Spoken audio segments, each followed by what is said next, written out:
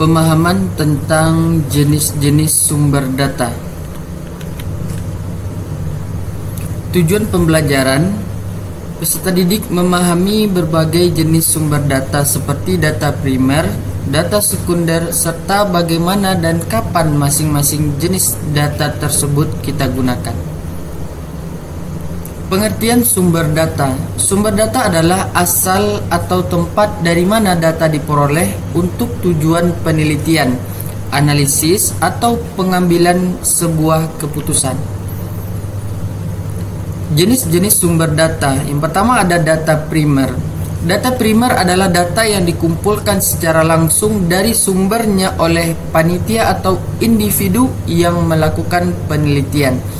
Karakteristik data primer adalah datanya asli dan belum diolah, dikumpulkan secara spesifik untuk tujuan penelitian tertentu, biasanya lebih relevan dan akurat untuk topik yang diteliti. Contohnya, wawancara langsung dengan narasumber, survei atau kuesioner yang diisi oleh responden, pengamatan lapangan, eksperimen yang dilakukan oleh peneliti, serta manfaatnya adalah untuk memberikan data yang spesifik dan relevan dengan kebutuhan penelitian, mengurangi kemungkinan kesalahan atau bias yang mungkin ada dalam data sekunder.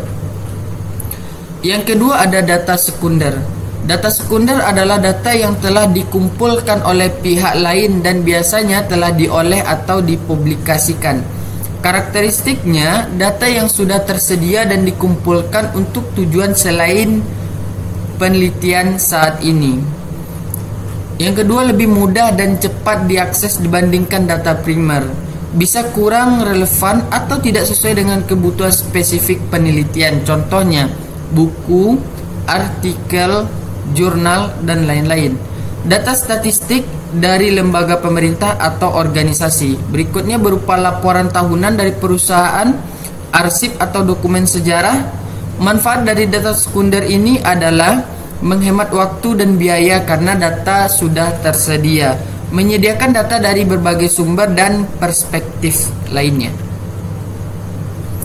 Perbedaan antara data primer dan data sekunder.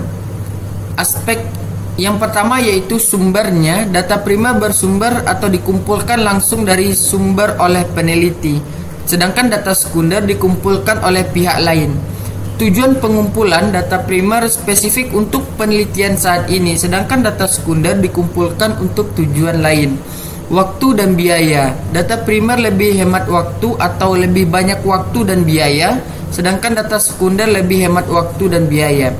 Relevansinya, data primer lebih relevan dengan topik penelitian, sedangkan data sekunder mungkin kurang relevan.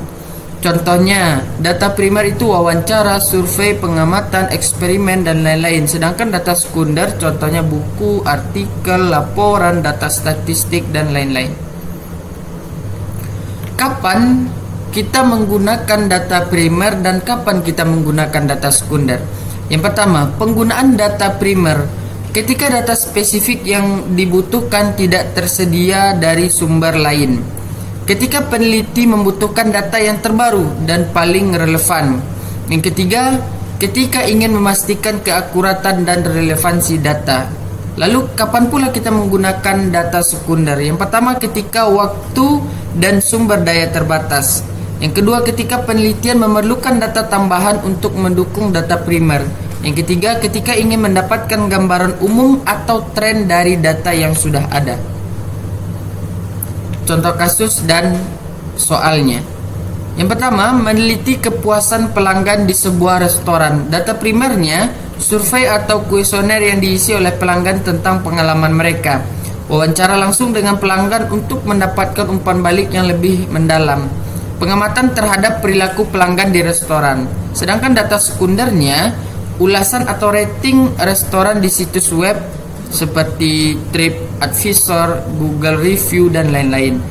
Yang kedua, laporan tahunan dari manajer restoran yang berisi data penjualan dan ulasan pelanggannya. Yang ketiga, artikel atau studi kasus tentang kepuasan pelanggan di industri restoran tersebut. Yang kedua, penelitian tentang perubahan iklim. Data primernya, pertama, pengamatan dan pengukuran suhu serta cuaca di lokasi tertentu. kedua, wawancara dari ahli iklim atau penduduk setempat yang terkena dampak. Yang ketiga, eksperimen untuk mengukur dampak perubahan iklim pada lingkungan. Data sekundernya, laporan dan data dari lembaga meteorologi atau iklim, atau biasa kita sebut BMKG. Yang kedua, artikel atau jurnal ilmiah tentang penelitian perubahan iklim. Yang ketiga, data histori tentang suhu dan cuaca dari arsip. Ayo kita berefleksi. Apa perbedaan utama dari data primer dan data sekunder? Yang kedua, kapan sebaiknya kita menggunakan data primer dan kapan sebaiknya kita menggunakan data sekunder? Yang ketiga, bagaimana kita dapat memastikan bahwa data yang ada dan data yang kita gunakan itu relevan dan akurat? Ayo kita berlatih soal. Tugas pertama, pilih topik penelitian yang Anda minati. Tentukan data primer dan data sekunder apa yang dibutuhkan untuk penelitian tersebut. Yang kedua, kumpulkan data primer dengan melakukan survei atau wawancara. Kumpulkan data sekunder dari buku, artikel, atau laporan yang relevan. Buat laporan singkat yang membandingkan hasil dari data primer dan data sekunder.